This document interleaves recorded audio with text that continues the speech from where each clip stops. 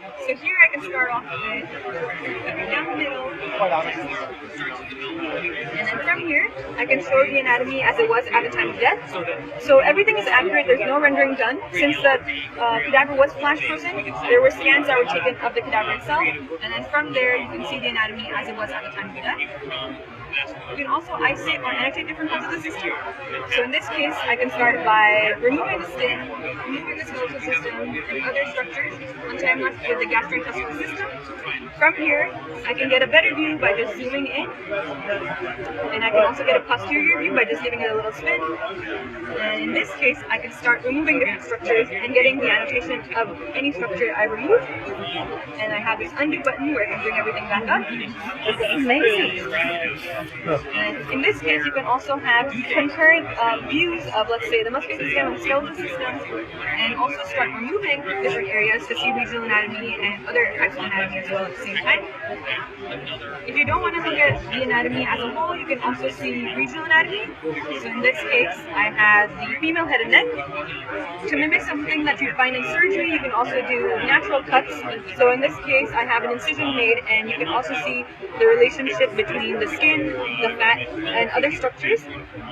And as I showed earlier, you can go ahead and also remove structures here and press this undo button. And what's interesting is these are actually the scans that were done from the cadaver. So everything you see here is what we saw at 0.6 to 0.8 millimeter thickness.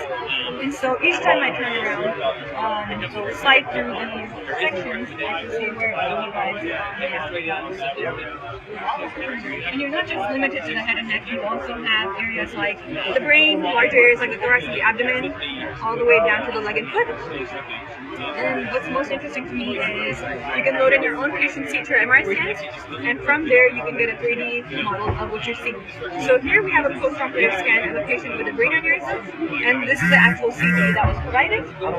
You can go ahead and slide through the CT and see exactly where the clips were placed as well. So if I go down here, it'll show where it is. And same functionality as before, you can go ahead and make a quick cut into the 3D model and see where the clips were placed as well. So it's kind of more intuitive when you see something in 3D, where the clips were placed rather than just focusing on a CT. And then you can also add in some vasculature if needed. And you can also bring it back down. There's other ways where you can utilize this where I bring in transparent soft and hard tissue.